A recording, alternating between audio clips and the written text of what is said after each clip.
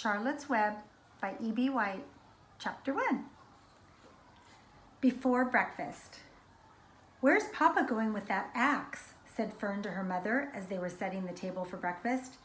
"Out to the hog house," replied Mrs. Arable. "Some pigs were born last night." "I don't see why he needs an axe," continued Fern, who was only 8. "Well," her mother said, "one of the pigs is a runt. It's very small and weak, and it will never amount to anything. So your father has decided to do away with it." "Do away with it?" shrieked Fern. "You mean kill it? Just because it's smaller than the others?" Mrs. Arable put a pitcher of cream on the table. "Don't yell, Fern," she said. "Your father is right. The pig would probably die anyway." Fern pushed a chair out of the way and ran outdoors. The grass was wet and the earth smelled of springtime. Fern's sneakers were sopping by the time she caught up with her father. "Please don't kill it," she sobbed. "It's unfair." Mr. Arable stopped walking. "Fern," he said gently, "you will have to learn to control yourself." "Control myself?" yelled Fern. "This is a matter of life and death, and you talk about controlling myself?" Tears ran down her cheeks, and she took hold of the axe and tried to pull it out of her father's hand.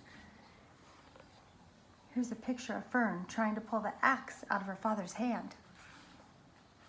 "Fern," said Mr. Arable, "I know more about raising a litter of pigs than you do. A weakling makes trouble. Now run along." "But it's unfair," cried Fern. "The pig couldn't help being born small, could it? If I had been very small at birth, would you have killed me?" Mr. Arable smiled. "Certainly not," he said, looking down at his daughter with love. "But this is different.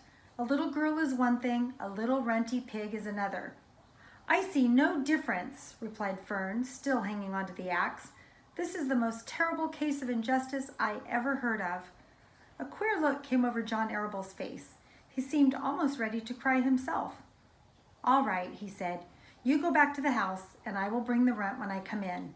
I'll let you start it on a bottle, like a baby. Then you'll see what trouble a pig can be." When Mr. Arable returned to the house half an hour later, he carried a carton under his arm. Fern was upstairs changing her sneakers. The kitchen table was set for breakfast, and the room smelled of coffee, bacon, damp plaster, and wood smoke from the stove. "Put it on her chair," said Mrs. Arable.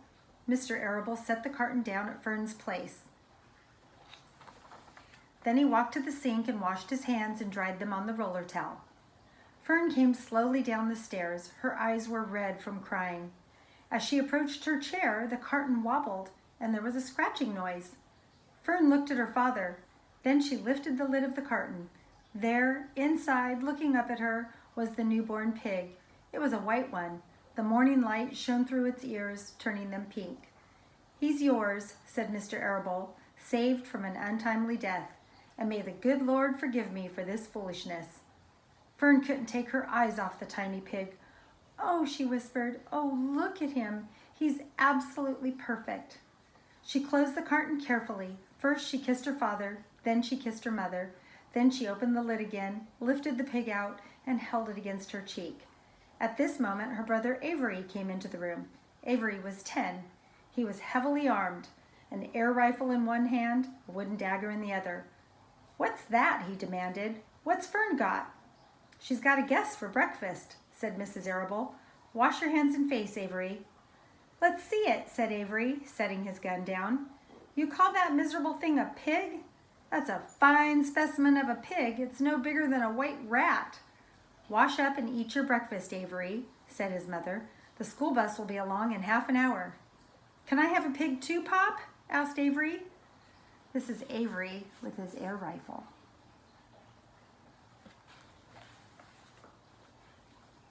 "No, I only distribute pigs to early risers," said Mr. Arable. "Fern was up at daylight, trying to rid the world of injustice. As a result, she now has a pig. A small one, to be sure, but nevertheless a pig. It just shows what can happen if a person gets out of bed promptly. Let's eat." But Fern couldn't eat until her pig had had a drink of milk. Mrs. Arable found a baby's nursing bottle and a rubber nipple. She poured warm milk into the bottle, fitted the nipple over the top, and handed it to Fern. "Give him his breakfast," she said. A minute later, Fern was seated on the floor in the corner of the kitchen with her infant between her knees, teaching it to suck from the bottle. The pig, although tiny, had a good appetite and caught on quickly. Here's Fern with the little baby pig. The school bus honked from the road. "Run," commanded Mrs. Arable, taking the pig from Fern and slipping a donut into her hand. Avery grabbed his gun and another donut. The children ran out to the road and climbed into the bus. Fern took no notice of the others in the bus. She just sat and stared out of the window, thinking what a blissful world it was and how quickly she was to have entire charge of a pig. By the time the bus reached school, Fern had named her pet, selecting the most beautiful name she could think of. "Its name is Wilbur," she whispered to herself. She was still thinking about the pig when the teacher said, "Fern, what is the capital of Pennsylvania?" "Wilbur," replied Fern dreamily. The pupils giggled. Fern blushed. That's the end of chapter 1.